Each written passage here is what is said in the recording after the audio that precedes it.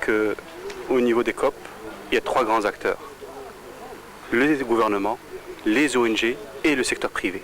Chacun a un rôle bien déterminé, très important pour que l'accord englobe tous les acteurs pour que ces beaux projets qui répondent à la problématique des changements climatiques non seulement intègrent l'impact économique, l'impact social et l'impact environnemental.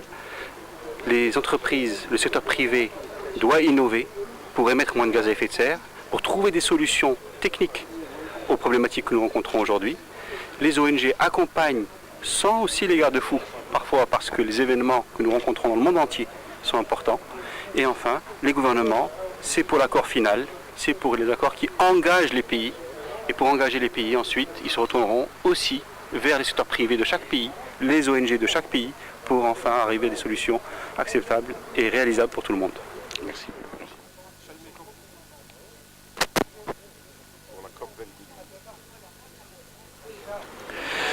Alors la COP22, ça fait la COP22, c'est la participation de la société civile est obligatoire. Pour la simple raison, c'est que, comme il a dit Simouline, il y a 3 acteurs. Il y a le gouvernement, la société civile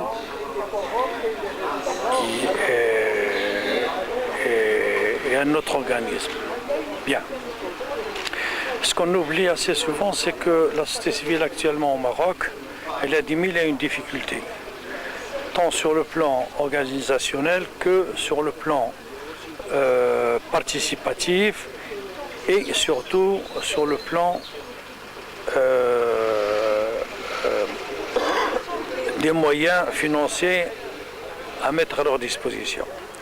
Ce qu'on oublie aussi, c'est que le gouvernement, il est composé des partis politiques. Et les partis politiques, c'est des ONG eux-mêmes. Donc, ça veut dire quoi? Ça veut dire que tous les ministres qui sont là, ils font partie de la société civile. Mais malheureusement, dès qu'ils sont en poste, ils oublient totalement leurs souffrances qu'ils ont passées lors qu'ils étaient dans la société civile en tant que parti ou en tant qu'autre organisme. Ce que je souhaite très sincèrement, c'est d'abord de donner la possibilité à des sociétés qui sont dans le domaine aussi. Les sociétés qui sont dans le domaine, actuellement, ils sont ignorés totalement. Parce que les sociétés, ils sont sur le terrain. Ils connaissent le problème du HKZ. Ils souffrent. Alors, si on ne les consulte pas, si on ne leur demande pas leur avis, on va prendre certaines décisions hâteuses et rapides sans qu'il y ait quelque chose de palpable. Et je souhaite que cette fois-ci, avant l'organisation de la COP22, ces sociétés doivent être consultées, ils doivent être présentes pour donner leur point de vue et aussi la société civile. Merci. Bravo, Fondation Helios pour le dialogue et le développement. Nous travaillons sur 2 concepts fondamentaux. D'abord la prospective, l'analyse stratégique et puis la question du développement durable qui est devenu un enjeu majeur pour notamment à l'occasion de la préparation de la COP22. Moi, ce que j'ai préconisé, c'est que nous puissions saisir cette opportunité de nous investir davantage dans la recherche et développement pour dégager justement du faire-savoir ou du savoir-faire marocain exportable. Imaginez que les universités puissent s'associer aux ONG, aux décideurs, à la société civile, pour qu'on puisse, les académiciens, puis qu'on puisse également développer un savoir-faire marocain dans le couple recherche et développement. Par exemple, le plan solaire de Ouarzazate pourrait être une excellente plateforme pour associer des chercheurs pour développer un savoir-faire marocain dans le domaine, par exemple, de l'eau. puis par condensation de l'air. Et il faut aider justement les chercheurs à trouver des synergies avec tous les acteurs dans le domaine c'est à toi. Créatif par la création de l'Université pour tous de Casablanca, qui fait partie d'un réseau d'universités que nous sommes en train de mettre en place à travers le Maroc. Il y en a actuellement une à Rabat, c'est l'Université pour tous avec la Faculté des sciences de l'éducation. L'Université pour tous de Marrakech, dans le cadre de l'Université Khadi Ayed, avec un certain nombre d'acteurs associatifs du Centre national du développement régional de Tensift. Nous sommes avec une autre université pour tous à Fès, qui travaille dans le cadre des droits humains. Et d'autres universités pour tous sont en cours de création. C'est un programme que nous sommes en train de mettre en place. L'Université pour tous, c'est l'éducation tout au long de la vie. Et nous sommes particulièrement intéressés par cette problématique du développement durable parce que, notamment, l'Université pour tous de Casablanca a pris pour thématique la ville durable et l'urbanisme responsable. Nous avons donc mis en place toute une stratégie pour essayer de mettre en place des formations à tous les gens intéressés de près ou de loin par la COP22 notamment. Et nous sommes ici dans le cadre de cette belle manifestation de Ribat el-Fès parce que nous pensons qu'il est fondamental, essentiel dans le cadre de la mise en place de cette COP22 de former tous les acteurs, qu'ils soient dans le gouvernement, dans les collectivités territoriales, dans le milieu associatif, dans la société civile. Il faut qu'on arrive à les former pour la préparation de cette COP22. Nous avons mis un programme en place, un programme de formation que nous allons justement tâcher de diffuser le plus largement possible pour asseoir des formations, pour que tous ces intervenants puissent être d'un niveau, le niveau requis qu'il faut pour pouvoir justement parler de toutes ces problématiques du développement durable. Je vous remercie. Après la COP21, tout le monde est d'accord qu'il y a une menace climatique extrêmement grave sur l'avenir de la planète et de l'humanité tout entière. Et jusqu'à présent, disons que dans le cadre des conventions internationales et dans le cadre des COP qui les suivent, etc., ce sont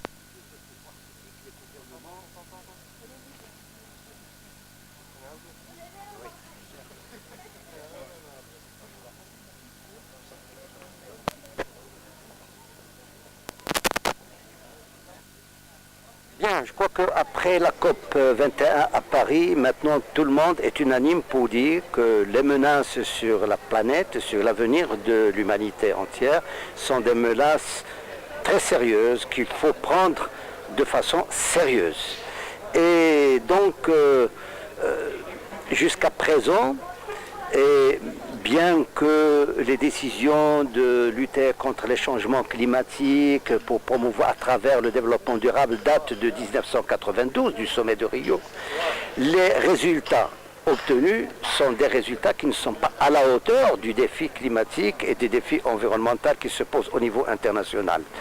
Et probablement que la raison est que jusqu'à présent, les conférences de partis ont été gérées uniquement par les pouvoirs publics et la société civile a été en quelque sorte marginalisée. Alors maintenant que nous sommes devant l'impasse, tout le monde est d'accord pour que la société civile puisse prendre la place qu'elle mérite dans les décisions qui concernent notre planète et notre humanité. Alors donc, au niveau du Maroc, la société civile marocaine a perçu ce message. Et avec le gouvernement, avec les corps élus, avec les partis politiques, avec tous les intervenants, nous sommes en train de bâtir pour un avenir meilleur où la société civile occupe une place assez importante. Nous avons une première étape que nous devons franchir et sur laquelle nous nous préparons avec beaucoup de sérieux, c'est l'étape de la COP22. Et là, je suis persuadé que la société civile va apparaître de façon très positive, de façon très dynamique. Et nous, au niveau de Rabat el-Fath, avec son club de l'environnement, nous avons établi un programme durant toute l'année pour préparer la COP22, mais nous sommes en train de bâtir pour l'au-delà. Ce n'est pas uniquement la COP22, la COP22 va passer avec les conclusions que nous allons constater, mais il va falloir suivre, il va falloir dynamiser, et c'est pour cela que nous construisons une société civile qui puisse aller au-delà de la COP22 pour accompagner le développement durable, pour accompagner la lutte contre le changement climatique aussi bien. Écoutez, le 8 au 17 novembre 2016 à Marrakech, la COP22, qui est la plus grande rencontre internationale consacrée au changement climatique. Cet événement constitue pour le Maroc une opportunité à plusieurs titres. Le premier, c'est que c'est l'occasion de faire le point, d'amplifier la prise de conscience de la société civile marocaine sur les enjeux climatiques et de manière générale les enjeux de l'environnement pour notre pays. Et deuxième chose, pour notre continent, nous sommes un pays du Sud, nous sommes un pays africain, et la tenue de cette COP ici au Maroc, après la COP21 qui s'est tenue à Paris, constitue une occasion extraordinaire pour aussi mettre à l'agenda les priorités africaines, les priorités des pays du Sud comme l'Amérique latine, les États insulaires. C'est aussi une occasion pour rassembler la société civile marocaine, renforcer son rôle. Et à ce titre, je voudrais signaler, pour ceux qui ne le savent pas encore, qu'une coalition marocaine de la société civile pour la justice climatique a été constituée dimanche dernier. Cette coalition se veut inclusive, ouverte à toutes les associations, à tous les acteurs associatifs, dans les régions aussi, pas simplement au niveau national, mais aussi au niveau régional, parce qu'aujourd'hui nous avons aussi un nouveau cadre qui peut être un cadre très important d'action, qui est le cadre territorial. Nous avons 12 conseils régionaux, les conseils provinciaux, les municipalités, et il est possible entre les collectivités territoriales et les acteurs associatifs locaux de développer des programmes, des partenariats pour sauver le climat. Jusqu'ici, d'ici à partir d'aujourd'hui jusqu'au 8 novembre, nous devons multiplier les actions, renforcer notre action, renforcer le dialogue multipartenaire pour que la COP22 soit une très belle réussite pour notre société, pour notre continent et pour toute l'humanité.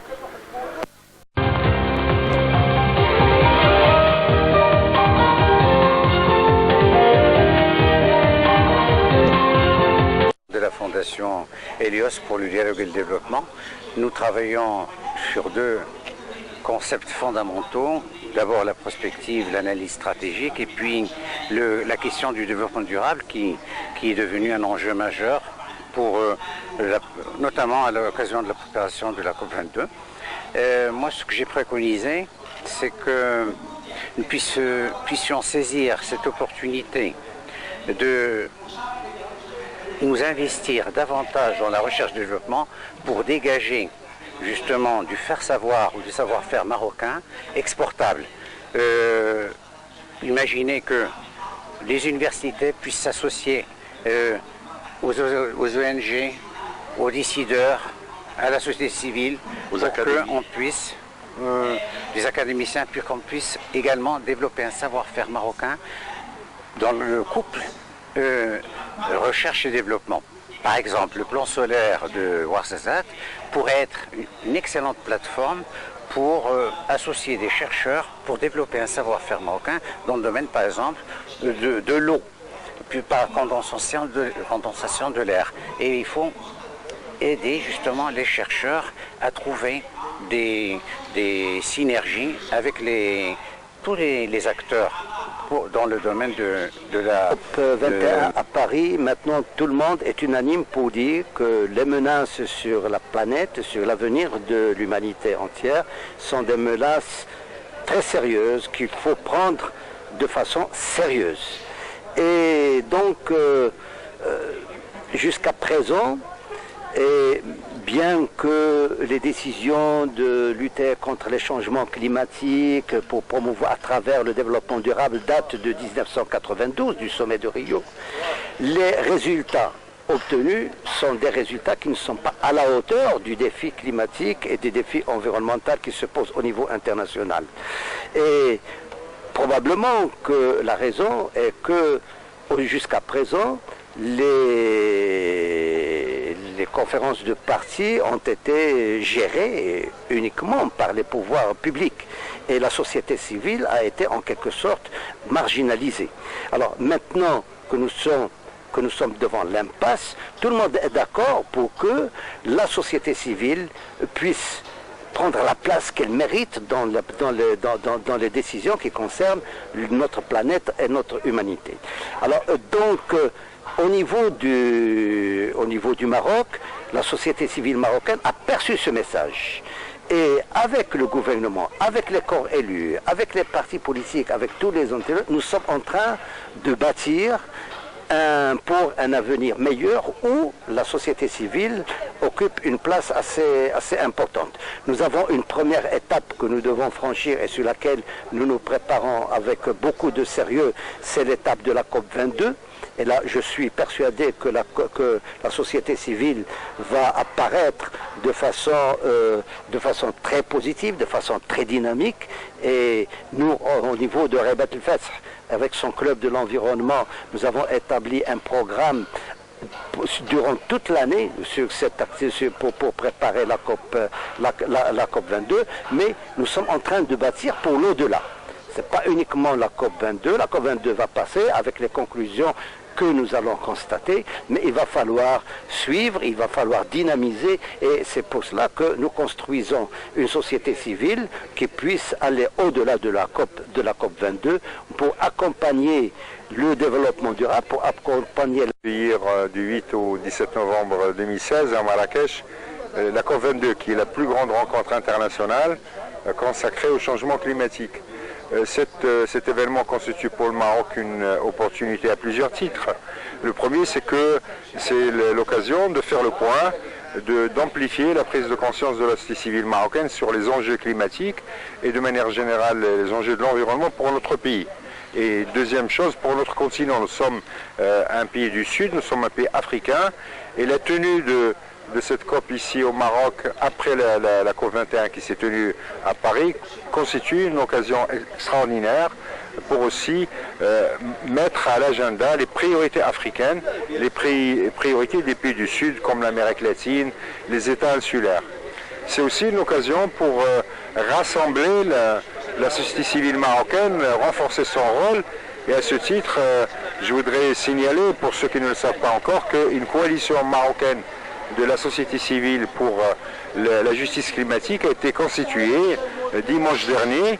Cette coalition se veut inclusive, ouverte à toutes les associations, à tous les acteurs associatifs, dans les régions aussi, pas simplement au niveau national, mais aussi au niveau régional, parce qu'aujourd'hui nous avons aussi un nouveau cadre qui peut être un cadre très important d'action, qui est le cadre territorial.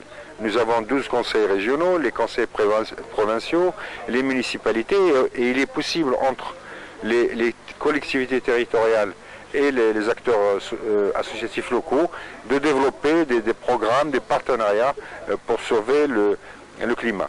Jusqu'ici, d'ici à partir d'aujourd'hui jusqu'au 8 novembre, nous devons multiplier les actions, renforcer notre action, renforcer le dialogue multipartenaire pour que la COP22 soit une très belle réussite pour notre société, pour notre continent et pour toute l'humanité.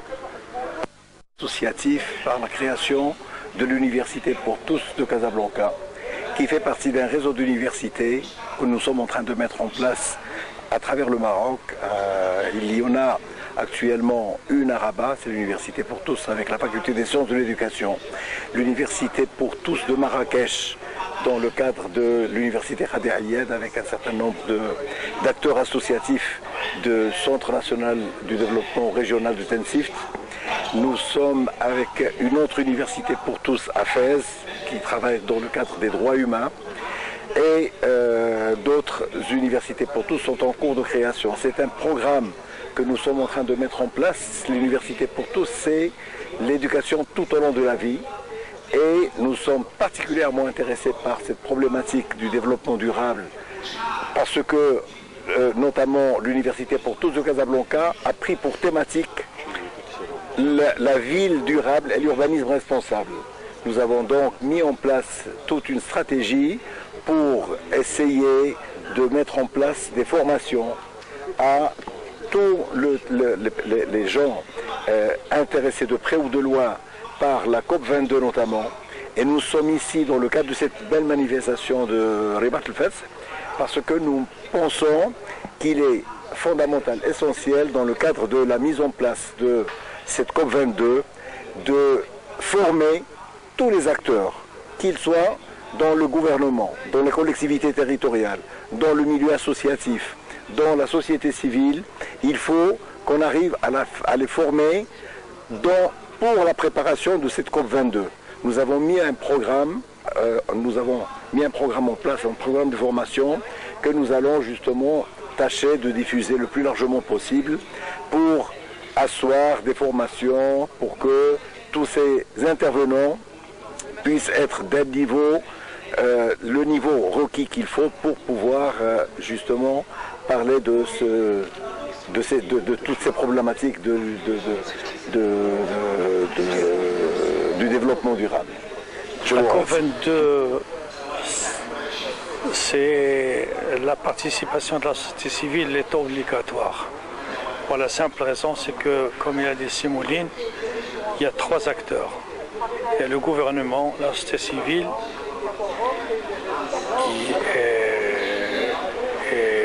et un autre organisme. Bien.